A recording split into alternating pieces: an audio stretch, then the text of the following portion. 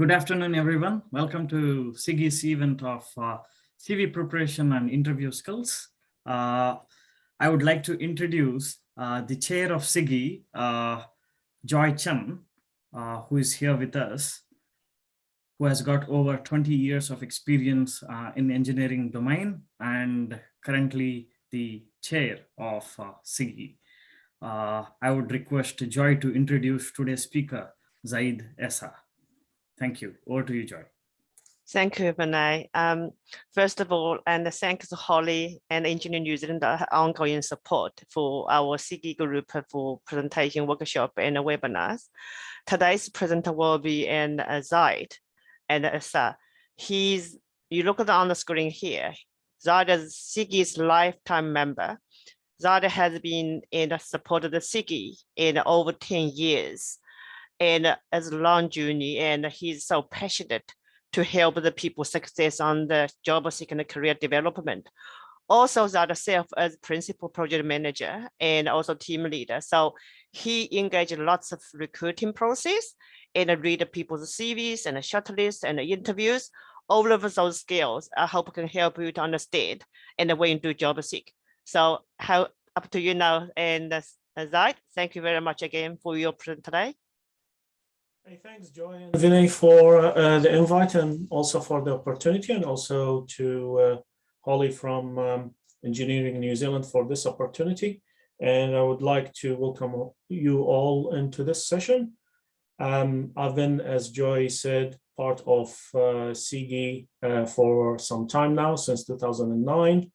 When I came to New Zealand 2008, SIGIE provided decent and very appreciative support at that time and put me on the right track, knowing where to go and whom I need to talk to get into my first professional career and professional job here in New Zealand, which has been great. It's been a great journey, and what I'm presenting to you guys today is mostly around my personal experience as a migrant to New Zealand, also a professional engineer, professional project manager, and sitting on both sides being interviewed for a job and interviewing for recruitment on my side as well. A quick brief about myself. Master's in Engineering, Transportation, Bachelor in Civils. I've got a few other lower level degrees as well. You can see Prince 2. So for those who doesn't know this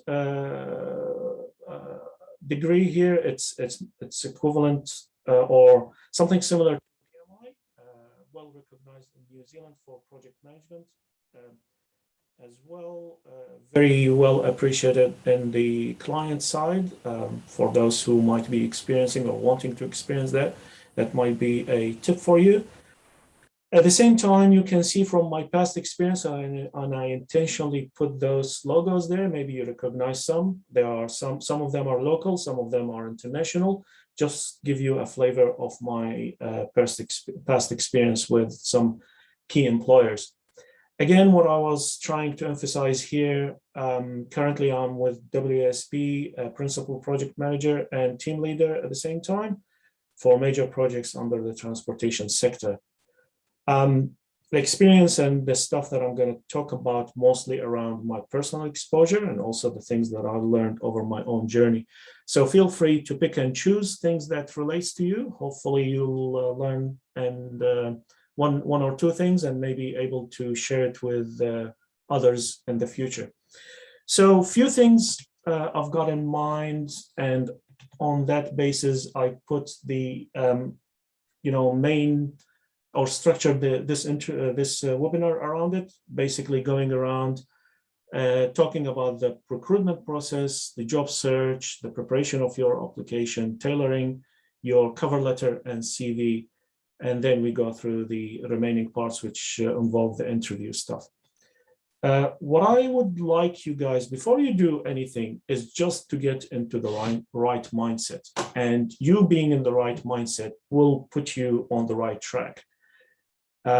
Spending time trying to look for a job, then applying, and then preparing yourself for an interview and going through that can be a bit time-consuming exercise and draining and mentally stressing as well.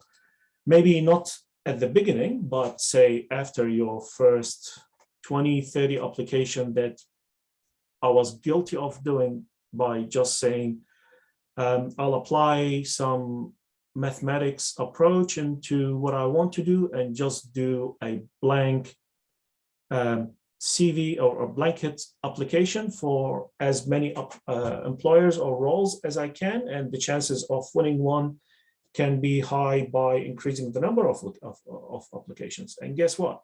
That was a wrong assumption. That doesn't work, at least here in New Zealand. So please appreciate the time that you need to spend into every single application, and getting into the mindset, the right mindset is the right thing to start with. So I want you always to remember you have a passion, and we all have our own passions here, but that most of the times reflects our dreams. We all have our own dreams, where we want to be, how we want to, go with our lives, and what are our ultimate target here. At the same time, if you apply logic, you might realize that you have a lot of opportunities out there you might ignore unintentionally or intentionally, don't know, by just trying to follow your passion and forget about the opportunities. So try to always strike a balance between what are the available opportunities that might align a little bit with your passion, but it's not entirely your passion. And hey, by all means, if you find opportunity that fall 100% with your passion, go for it. That will be ideal. But my experience, my personal experience, they don't meet. You might find something in between, sometimes maybe more into the passion side, sometimes more into the opportunity side, but that's something you need always to keep an eye on. One example I would put always on the table, saying, hey, when you look into these talent shows, you have thousands of people who have a lot of passion into what they're trying to get themselves into. The reality is they might not good as they think. Therefore, following the opportunity might not be the right way if they just link it to their passion. So just keep that in mind. So when you, for example, know what the result of the formula 1 + 1 is, that's a knowledge. You know the outcome. You know if you apply this kind of specific role in math or in engineering, you'll get that other results. Now, if you spin to the other side, experience is not about you resolving that formula or that problem, but is how you apply the outcome from your knowledge into practice, right? So you knowing something doesn't mean by default you can apply it. And at the same time, you not knowing anything doesn't mean that you cannot apply. So you have to balance between your knowledge and your experience. And when you write your CV, cover letter, or even you go into the interview, and we'll touch base on it at a later stage, you need to keep this kind of mix always in mind. And I've got there in the middle a team fit. The team fit is very critical and very important in at least the New Zealand market and the professional space. You might be the toppest academical achiever of the entire country or entire world. Maybe you have 10 PhDs already in place, and you have a great experience in everything and applying every single thing that you learn. But if you cannot fit in a team, then you probably, by your own, might be better just to run a business yourself and hope for the best, and who wants to hire your services. On the other hand, if you have a deficiency or a little bit lack of knowledge and experience, but your team fit is the greatest, then that is a very attractive position, because employers in New Zealand will be investing in increasing your knowledge and exposing you to more work and give you the experience to perform better. what I'm trying to say here, team fit can be a key contributor to your success in your career, at least here in New Zealand. So keep that in mind. Okay, my next slide is about the recruitment process. Again, you can see that I'm trying to get you into the mindset of what's going on, trying to make you understand the process any employer go through, because without that, you probably don't appreciate what's going on in that space.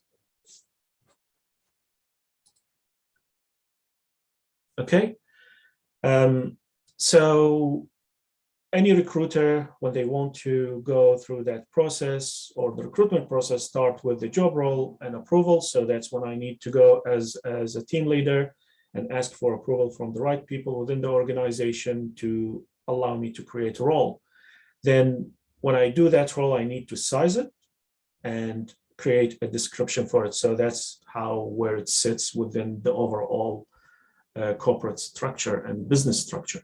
Then from that point, I go and do a job advertisement. After that, whoever helping me from HR will do the application filtering and long listing. What that includes is, for any reason, if the job have a specific requirement, if it's not at a senior level that justify a overseas recruitment, then everyone without a valid work visa or permit or citizenship can be scanned out. Some of the roles require traveling. So if you don't have, for example, a driving license, New Zealand driving license, then you probably, don't get called to these things and so on. So you've got some filters that can apply, and that create a long list. And that process will go through what we call a shortlisting. So maybe we end up with a long list of maybe 10 people or 10 applicants.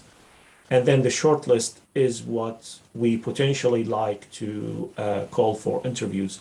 These shortlists mostly can go between 3 people to 4. So you need just to keep in mind that in mind.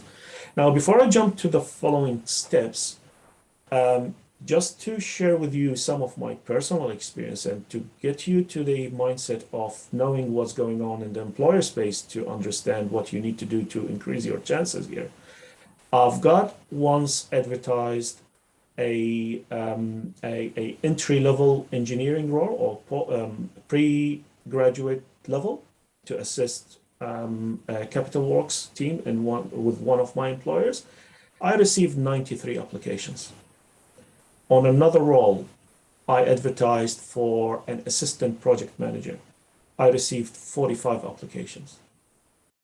And having a number of applications that varies between 20 to 30 up to maybe 50, this is normal in the client space, especially if you are a well-known organization and you have a good reputation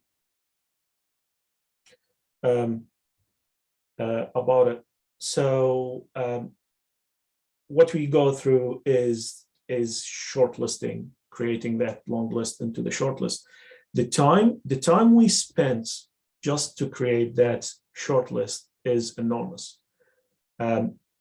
Between the job role approval all the way to the shortlisting, that can take 3 to 4 months, especially if the role does not exist and we need to create a new one. Obviously, if it exists, then it's shorter time. Then from the shortlist, we call for interviews. Can be sometimes nowadays we use a pre-interview to create and help us with the shortlisting. So we might end up with maybe a shortlist of 8 people. Then we do the pre-interview, which is quick catch-up, 15 to 30 minutes max. No formal interview questions.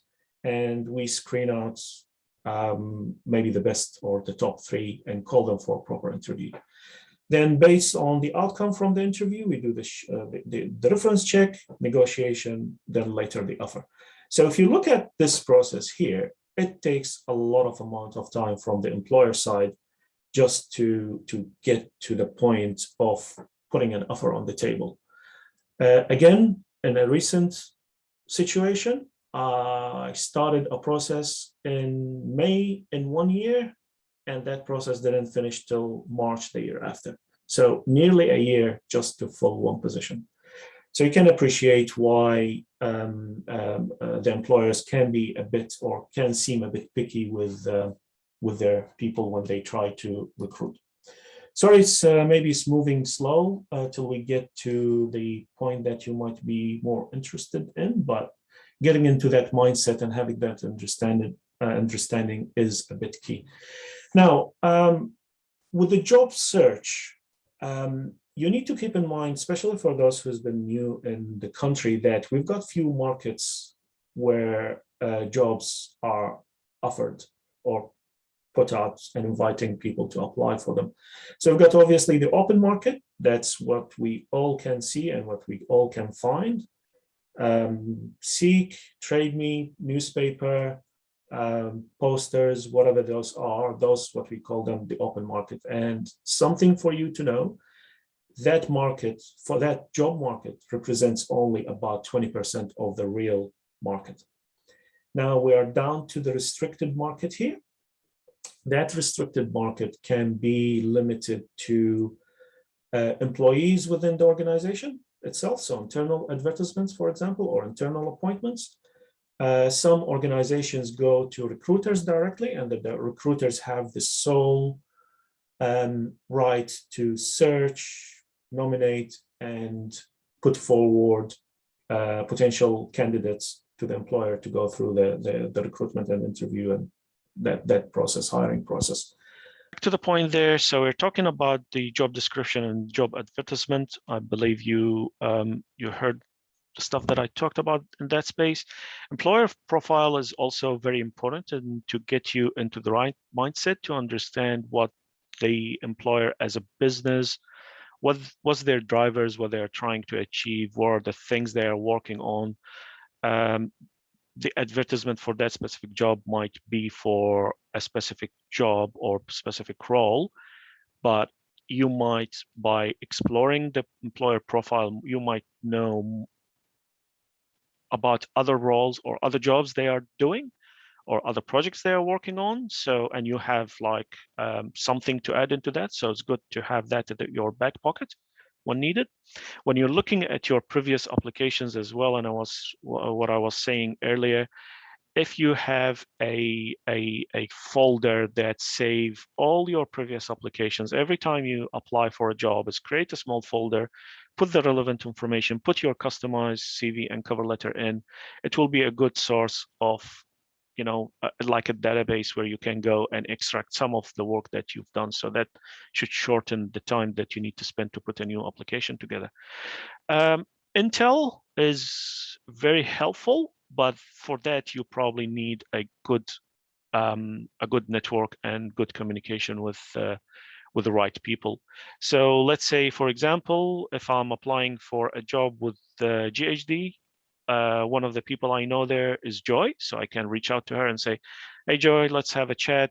What do you know about this? What do you know about that? Now you keep in mind there are commercial sensitive and information and some business related stuff that the employers on the other end cannot disclose a lot. So don't be pushy. Have a respect to other things that the other party might be able to share with you or not. And if for any reason they say, for example, if I'm hiring, and that happened to me, I was hiring for a senior project manager role in one of my previous roles, and a potential applicant came in and wanted to have a chat with me. I said, sorry, I cannot talk much about it because that will be a conflict of interest. I'm already one of the hiring managers in that space. So just keep that in mind. And the more you know, the better. Just keep that in the back of your head. All right, jumping to the next slide. All right, so tailoring your cover letter and your CV.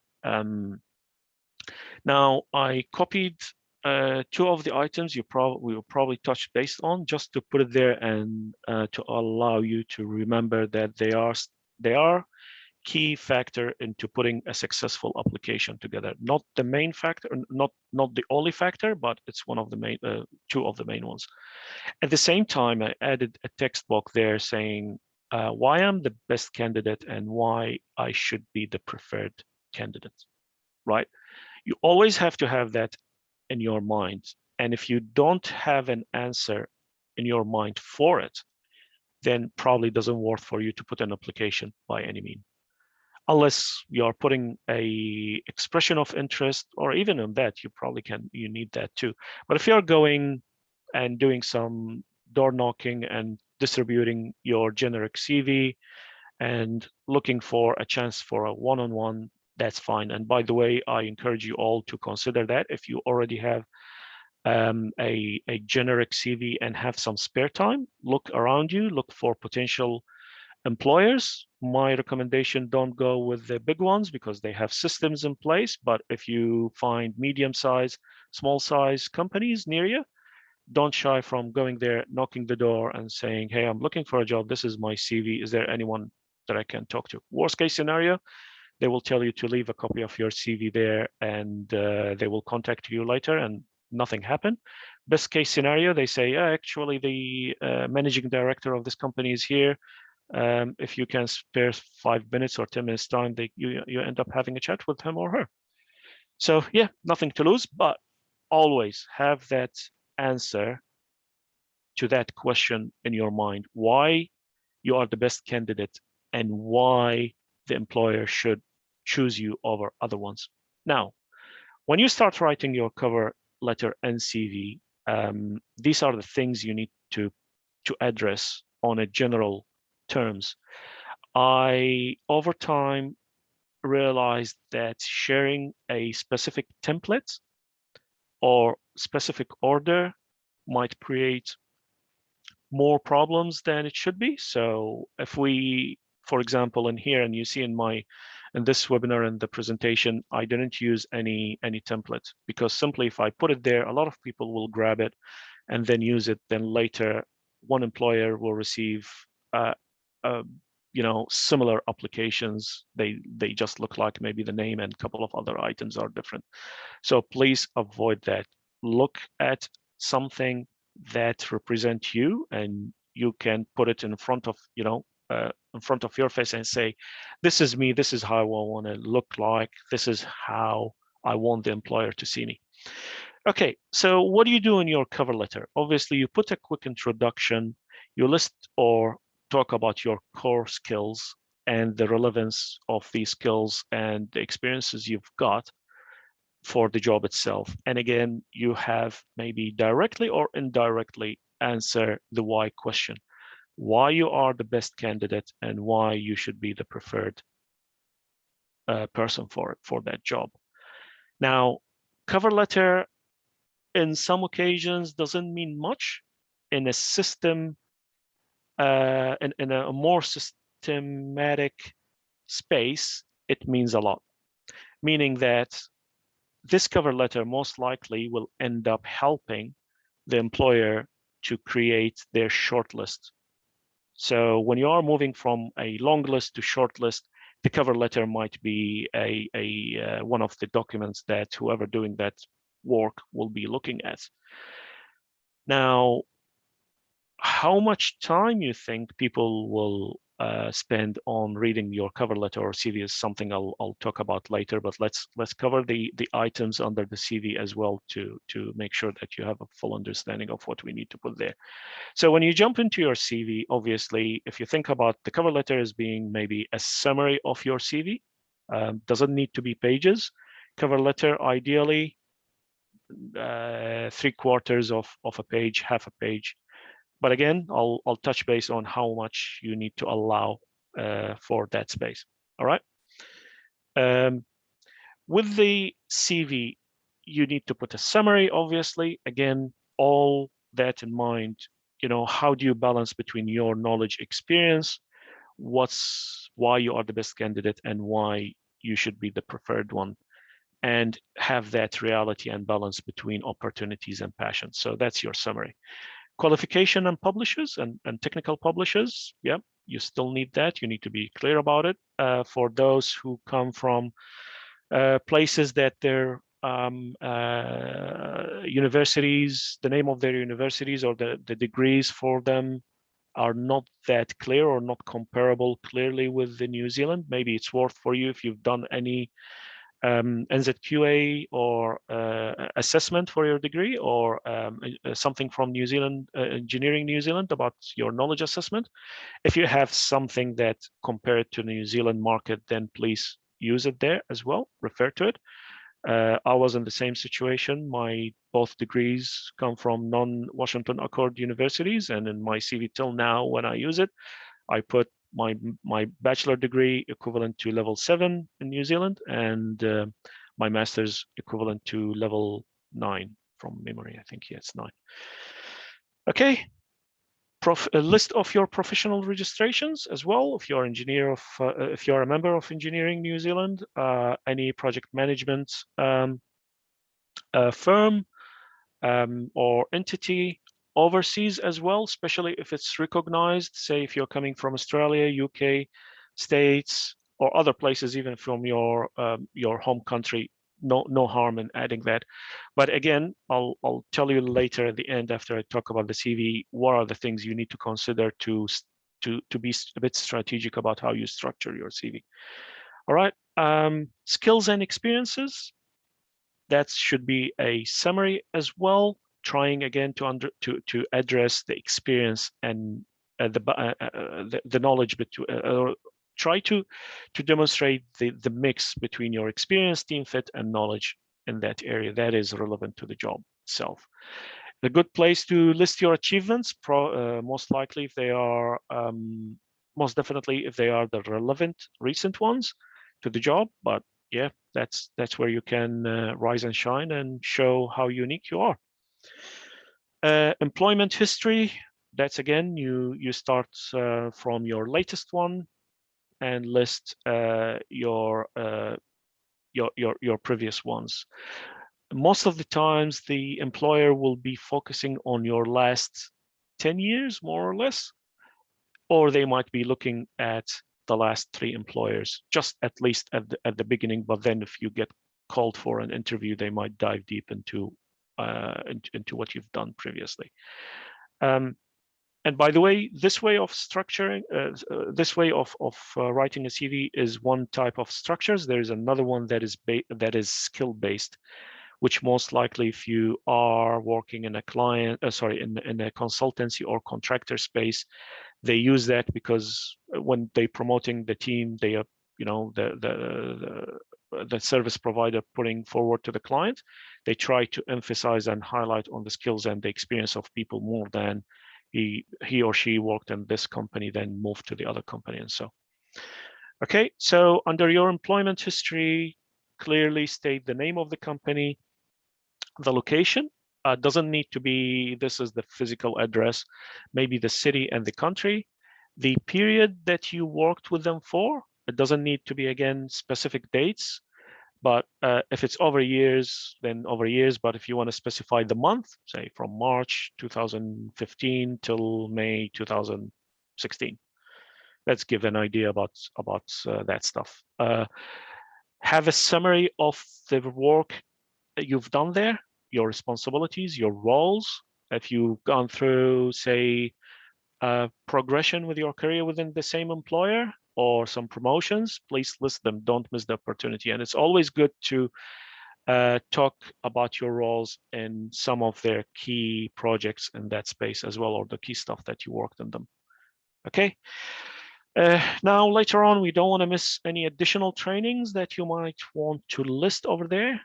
Obviously, the high profile ones, critical ones, there's no harm in including them under the qualification if you think that can be justified, or even creating another title after your qualification about your additional training. So leave that up to you. A lot of people, by the time they go through this and trying to create the balance between the stuff that we talked about, mainly why you are the best candidate and why the employer should hire you out of the other ones. They start cutting short on few of the other stuff that might be viable for their position. So mainly around your personal information. So make sure that in your CV you include your immigration status.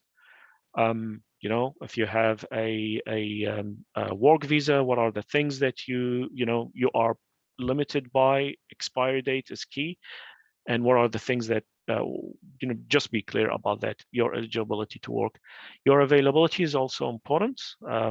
If you are in a current role, you probably need at least 4 weeks notice minimum.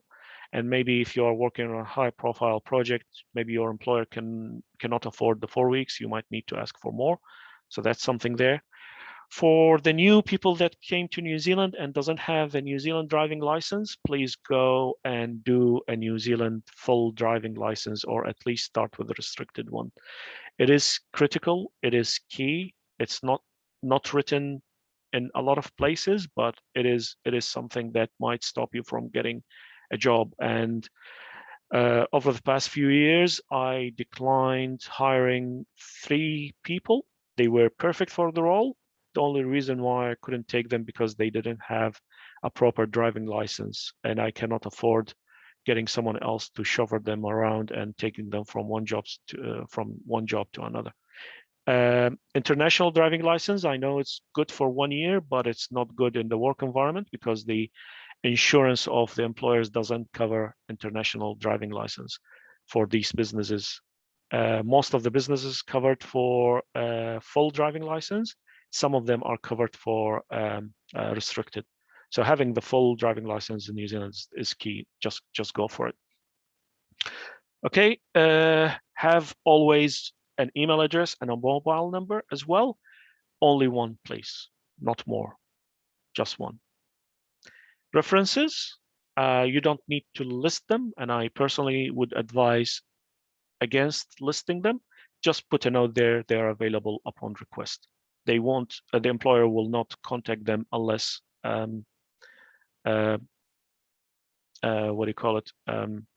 unless you are into the final stages of the recruitment. Now, I intentionally didn't say anything about including a photo of yourself in the CV. If I do, and when I do my CVs, I put my picture.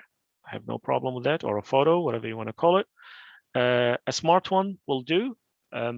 Some people, if you seek their advice, they might tell you otherwise. Recruiters will always remove the photo from your CV. Again, totally up to you. There is no right or wrong, but my personal experience, it adds this personal touch into your CV more of just text. All right.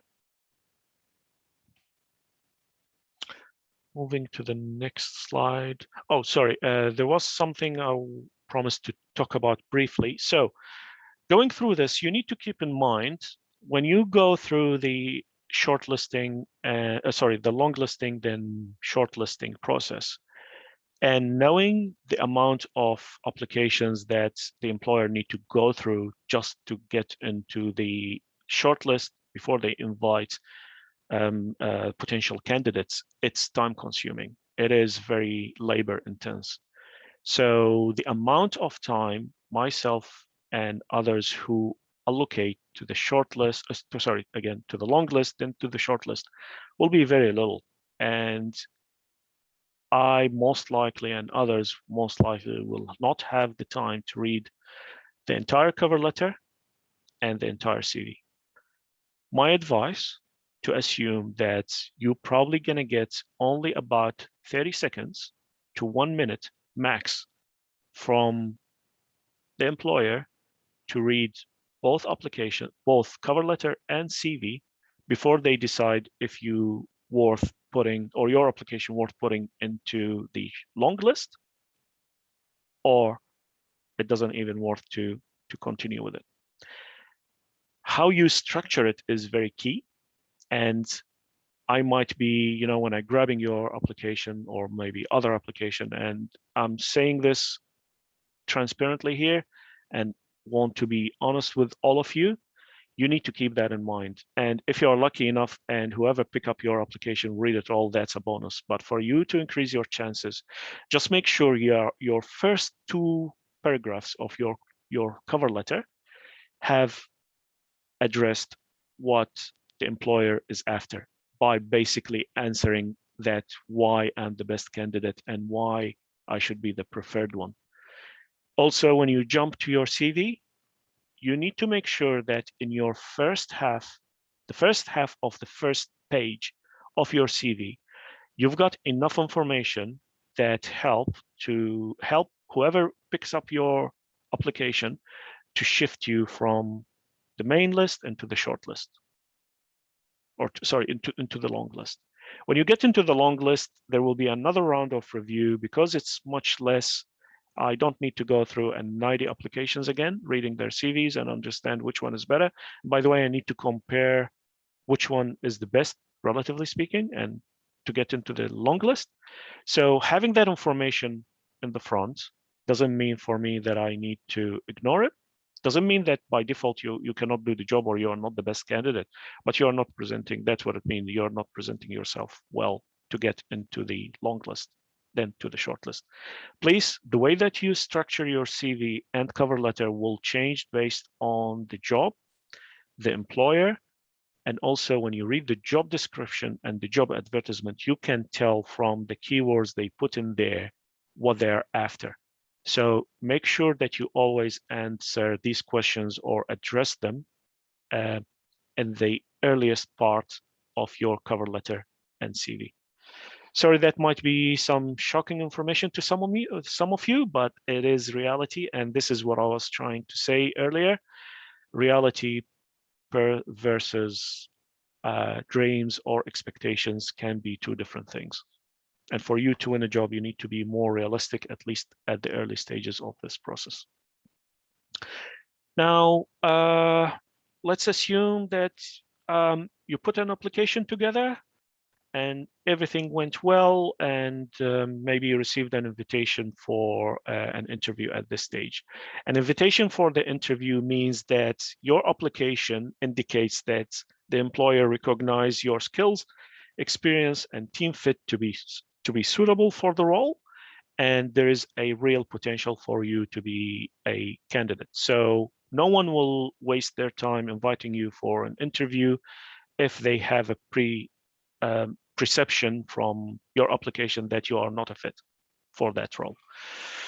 Okay, so when you get the invite, what you need to do, there are post-application preparation you need to do here. So knowing more about the employer, their profile and culture, exactly about their business, what's the unit that you are joining looks like, what they're focused on, what's the team you are expecting, and what kind of individuals you're talking about. And that might be a bit difficult for most of you, if not all of you, if you don't know people from within that organization or employer, or people have worked with them previously.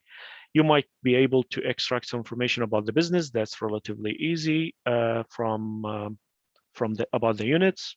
That's again easy. The team and individuals can be a bit difficult, and you need to expand your network to get into that space. And maybe that's why we encourage people like yourselves to join SIGIE, for example, or Engineering New Zealand, or the technical groups, because it'll give you that option for later.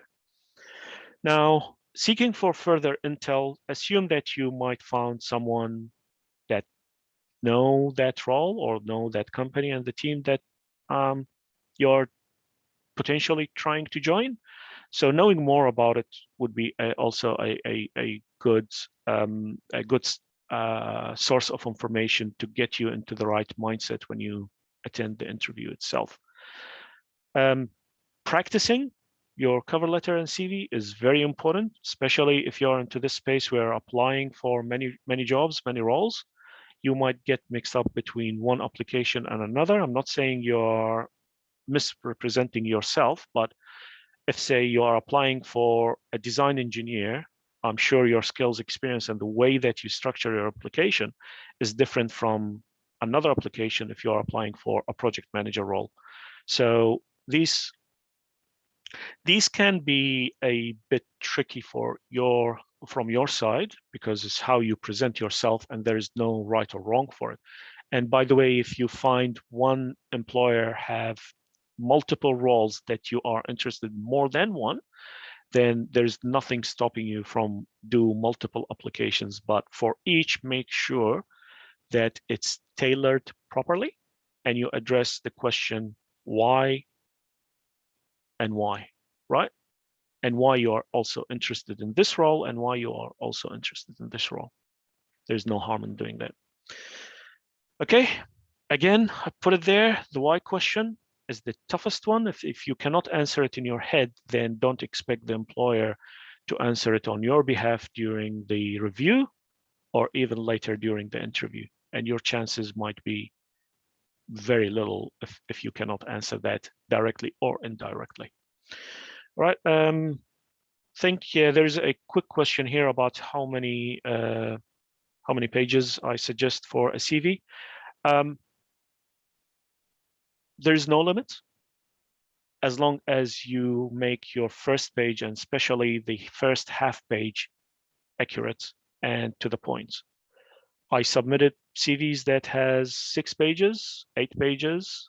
It doesn't matter, because what happened there, if I'm interested, if I'm an employer and I'm interested in this person from reading the first 2 paragraphs from their CV and then the first half page of their first half of the first page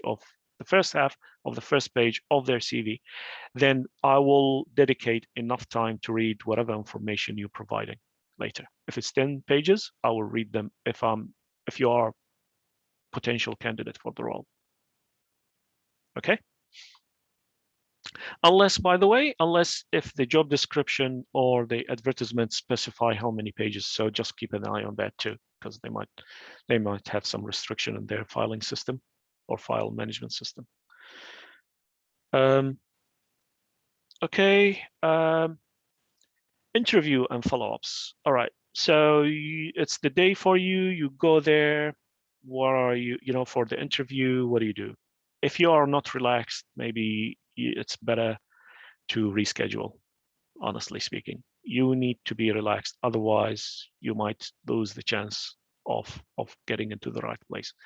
So always relax, do whatever exercise you like to do, have a fresh breath of air before you jump into the employer office, all that stuff. I know it's hard.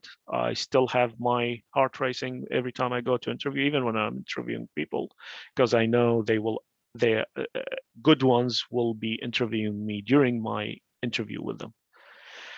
Okay, next item I've got there, first impression. So you attending into the interview on time is key.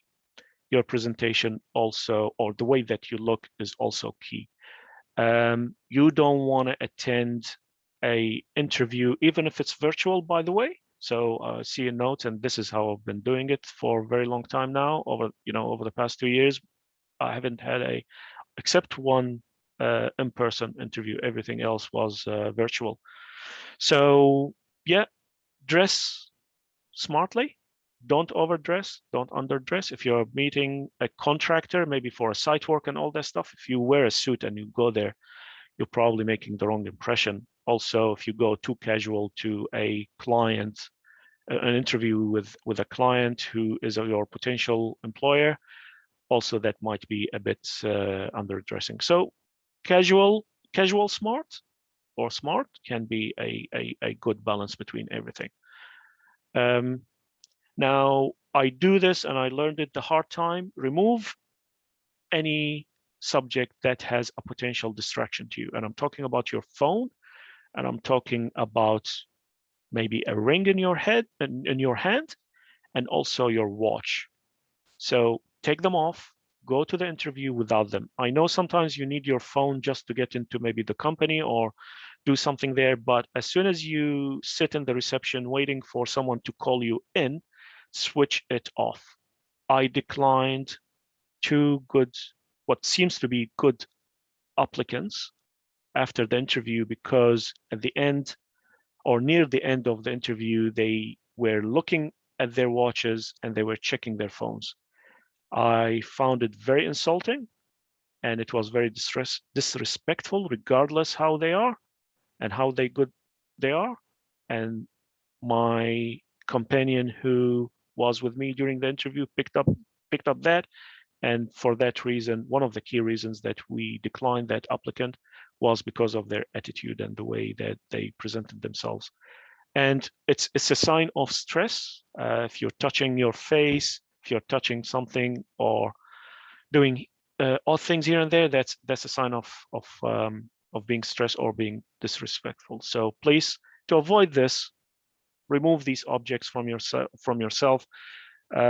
If you have a handbag or something, leave it there. If you have a car, maybe, and you can afford putting them, and walk into the employer, or you have the interview in without them, that's great. Just do it that way. Okay, the next one is your body language and your eye contact. So you need to be very smart about it. Be open. Don't cross your hands like this, because that emphasize you are, just comfortable with your space, or very uncomfortable, or stopping feedback from coming from other people. Try to be open as much as possible. Make eye contact with people that talks to you directly. At the same time, even when you get an answer, or sorry, a question from one interviewer and you are answering that person, it's polite also to go around the room, if it's the virtual one or if it's the physical one, and make quick eye contact with the others. I know, and maybe some cultures, including where I come from, I'm originally from Iraq, Baghdad, by the way, having an eye contact can be a bit disrespectful because it might reflect that you are challenging others. In New Zealand, it's different. People like eye contact because it means you are creating a connection, you are listening and hearing what the other party is saying. Now, and hey, feel free to go and search YouTube for body language tips and tricks. I found it helpful. You find very interesting stuff there. All right, I know we are probably got 5 more minutes only, but I've got a few items to go through. So the interview questions, you can search the internet and you can find a bunch of questions. They are mostly either technical or behavioral. Nowadays, what you get is mostly a mix of both. Technical, straightforward. I have no doubt that you are more than capable to recognize it and answer it. Behavioral can be tricky because they will ask you for a situation relates to the question. If they say, hey, how do you act under pressure? Or when you have competing priorities, what do you do? So you need to structure your answer in a way, this was the situation, this is my role, I did this to resolve it or to address it, and that was the outcome. So you need always to go through that kind of like back and forth with it. Keep in mind when you go to an interview, it is also a reverse interview. So you need to place yourself in a place where you feel comfortable. It's not about just getting the job at the end of the day, but you're probably going to spend the third of your life, so 8 hours at least every day, working with those people. So you need to make sure that if you're making the call and accepting whatever offer they're going to put on the table at later stage, you'll be comfortable with it. So take that opportunity to interview them. I'm not saying, you go through a long list of questions, but prepare 2 or 3. Those are sensible. By the way, I personally experienced an interview where the person I was interviewing with my manager had a list of 17 questions. So we asked him, we are the employers, asked him about 8 questions. He went through a list that he prepared of 17 questions. I looked at his paper or the printout that he got, and it had number 17 and the items. He wasn't selected.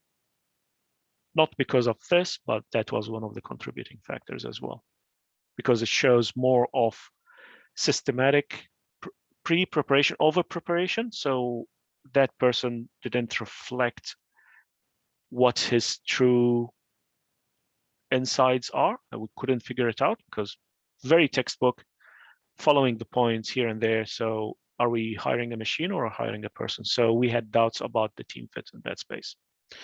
All right, closing, which is basically most of the times is getting the opportunity to thank you for your time and attending and all that stuff.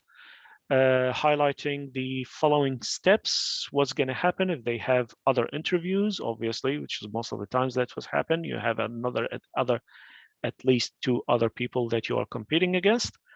And yeah, general stuff, what's happening and where they are expecting from there. It will be sometimes opportunity for them to ask you about your salary expectation. My personal recommendation, try to avoid negotiating at that stage unless they clearly saying you are our preferred candidate and we'd like to negotiate. Then we start talking more specifics. You still can share with them your range of expectations, or if you are on a current role and you have a specific pay and package, you can share that with them as well if you feel comfortable with it. Later on, if you need some assistance in getting something reviewed or giving you advice on, yeah, that's why Engineering New Zealand and SIGIE and also the other technical groups are there for. Also, you can reach to other people based on your connections and knowledge. There is no harm in doing a follow-up. I'm not a big fan of getting emails from people I interviewed, to be honest, at least within the first week after the interview. So my personal advice, first week, just let things go. If you think that you created a good, positive connection with them, a short email, if you have their emails, thank you for your time, looking forward to hearing from you, your name, and that's it. Just close it off that way. Most of the times you might land on some questions in mind. There's no harm in shooting them. Most of the times you get the people who organize the interview are someone from HR, so you can shoot these emails to them if you need any answers for some questions, or if they ask you for additional information, that's also how you communicate. So if you are getting closer to being selected, you're probably the HR people or the hiring manager will reach out asking to confirm your references, their contact details, and their availability. So just make sure before you give that information to them, even if you provided that as part of the application form that you filled, go back again to your references, seek their permission, and seek their understanding of the role. In my previous applications, when I got into new employers, when I did the reference checks, I sent a copy of my CV, also a copy of the job description to my reference, because they wanted to understand what I'm getting myself into, so they put their answers in context. All right, references from overseas, totally acceptable as long as they are legitimate, and there might be an issue if they have poor English language skills. So you need to make sure that they can communicate.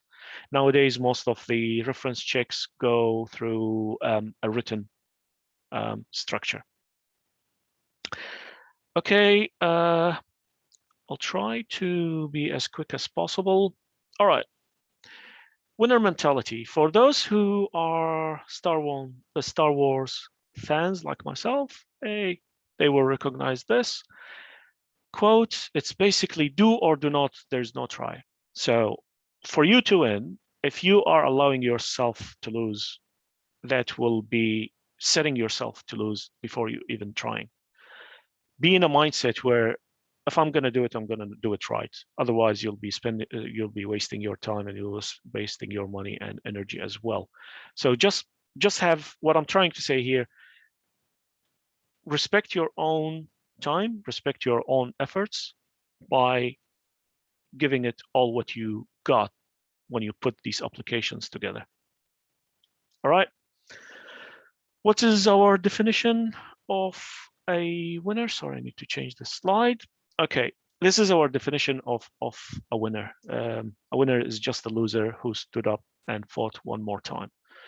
Failing and not getting what you want or what you were planning to get is one thing, but stop trying or stop or losing that drive is actually was what makes you fail. So please, if you come across really good opportunities and you're having your hopes up for them and you don't get it for any reason, then don't lose your motivation. Just use the learnings from that exercise that you went through and reflect on it on your next space or in your next application. All right. All right, this is my last slide. I'm sorry, I'm a bit over time here, but I think it's worth it unless you guys disagree with me. I would say always remember there are a few things that you need to keep in mind to set your expectations at the right level. So always remember that there is always a better candidate out there, and having that answer in your mind about why you are the best candidate and why the company should or the employer should offer you the job is where you address this matter. If you have any doubts, say, for example, you don't have a CPENG yet and you think that role require a CPENG or the preferred candidate for it potentially need to be a CPENG, then in your application need to address that. If you just ignore it, then it will escalate and you basically lose the opportunity maybe because of that. Most importantly, do not lie. You'll get caught. New Zealand is a very small market. Maybe on different places, it happens different way, ethically. And for you to be in the right place at the beginning, make sure that you've got accurate information there and also be genuine about it. If you have any doubts about things here and there, that's why Engineering New Zealand, SIGIE, and others are available for, so we can give you a hand in this. Make sure that you always have one email and one phone number. I've got experience with people where they provide multiple emails, multiple phone numbers. We send communication through one or two, no responses, and then complaints come back saying, I haven't heard back from you. Then when we shared what we done for them or communicated with them, they came and said, oh, I'm not using this email anymore. So a lot of confusion. No employer wants to be in that space. So please make sure that you have a clear email and phone number, and it's only one. Another thing to remember, always show interest, because if you are not interested, why you're doing this, and if the employer feels that you are not interested, they will not progress. And that's from experience. All right. And that's, by the way, genuine interest. Again, to share something with you, recently we declined a potential candidate because we felt that that person was trying to get a job offer to negotiate with someone else. So we just cut everything loose. We don't want to lose, we don't want to waste our time and efforts into doing something that is not going to be fruitful for us. All right. Another one, answer questions with the answer to why in mind. This is very important, guys. Always answer that directly or indirectly. And I always say, give the employer a reason to hire you. Don't expect them to find an excuse to hire you. There's two different things. Make sure you give them that answer that you want. Otherwise, you have no control over what they're going to think about, and no employer will start justifying hiring you just because, you know, you look nice or, you know, your manners were good. Okay. Now, when you answer your questions and using examples, you always try to quantify them. So if you've done saving to the company that or on a previous project, put $1 on it. Say it was roughly that much. If you save time, you know, your contribution or your innovation saved another month or two from the delivery program. So always try to quantify what you use in your examples, and especially when you list your achievements as well, that's very important. Something we all miss by the time we get to this point where we receive a job offer, we are exhausted. We just try to to move on and get into that mentality of I'm not a job seeker anymore, and I'm now a professionally employed with a good company, hopefully. So a lot of people will look only at the dollar value in their job offer. Guys, from personal experience, the dollar value alone means nothing. You can get a really decent number there, but between the lines, when you read the job offer, you think, oh, I might end up doing 80 hours a week instead of standard 40 hours and that stuff. I personally been in that space, and it's not a happy space where you end up week after week spending 60, 70, and 80 hours a week working on a job site and only getting a fixed return. Make sure that you are well covered. Again, it's not only about the dollars, but also what the employers offers you. And that takes me to the last point I would like to raise with you guys: seek advice. It is very important, especially for those who's been here, for a short period of time or haven't been in a professional employer for some time as well. Seek advice. That's where Engineering New Zealand SIGIE members are available. So far, it's free, so take the advantage of this, please. All right, and that brings us to the end of my humble presentation. I hope you picked up one or two things, and I wish you all the best. Is it you, Holly, or Joy, gonna facilitate people if they have any questions? Actually, I was going to leave, and thank you very much, Zaid. One question, and I'm not sure if you answered or not about the COVID-19 effect, but it's really hard time. And everyone, it definitely will affect, but depends on yourself how to, and really like Zada said, never give up, spit then. And when you give up, fail, and you never fail, you've never never give up. I just want to say thanks to Engineering New Zealand and Holly and for ongoing support. And thank you for inspiring presentation, Zaid. And thank you, Dr. Vinay Kalamat to host this, to help on set this up. So, and our best and a wish to everyone to your job seeker journey, and more important, and for your career development. So when you got a job, just got a first step, and for your career, more important than for long-term career development. So reach out to us in Engineering New Zealand and for any support we needed. Thank you. Sorry, Joy, we've got a few questions, I think. I think you answered. There is one at the end. One is, so I'm not sure if people happy to stay here, and I'm happy for you to carry on in more discussion questions. I'm not sure, Holly, are you okay to? Yeah, no problem. Carry on. Okay, then I have to leave for another meeting. Right. And the Thanks, best Joy. wishes for everyone. Thanks, Joy. Thank you. Bye-bye. No worries. Hi, Bye. Joy. Bye. One question, Zaid, which was asked: how did COVID-19 affect the market, in your opinion? That's the question. Well, the first lockdown was really hard on everyone because of the unknown. So in WSP, I'm using that as an example because I joined WSP a couple of weeks before the first lockdown. It was a bit hard. The team that I was with, I'm still with, which is major projects under transportation, we had a lot of work. I ended up working more hours than usual, just because working from home and a lot of things happening. Meetings took longer than usual, but other units, like the people who go to sites, they were totally off. Surveyors, building sector were hit very hardly. Now, the following lockdowns and what we are going through right now, it is still bad and it's costing employers and clients heaps of money to keep things moving, but the market is hot. A lot of things need to be done simply because of all the accumulated delays that occurred before, and also because of the lack of enough resources coming into New Zealand. So there is a very high pressure and demand on professionals, especially. You all know and you've seen it. Yes, New Zealand may be considered as a Western country, but it's a developing country as well.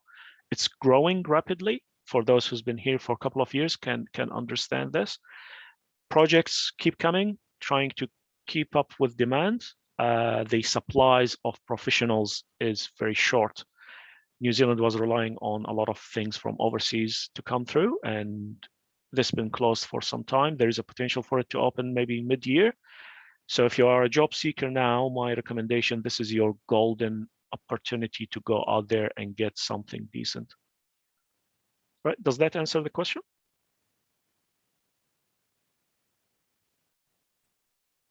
Zaid, that was wonderful, insightful presentation for all the young engineers here. Thanks for sharing your experience and especially giving out that small tips and hacks that probably people miss out, especially the last slide. My pleasure. Yeah, awesome. Thank you. All right. Thank you all. Thank you. Yeah, thanks everyone. And we'll make sure that the recording is shared with you in the very near future and popped on the SIGIE website. And again, thank you, Zaid and Vinay, for your time today. And we'll see you all at the next one. Thank you. Cheers, guys. Bye. Bye.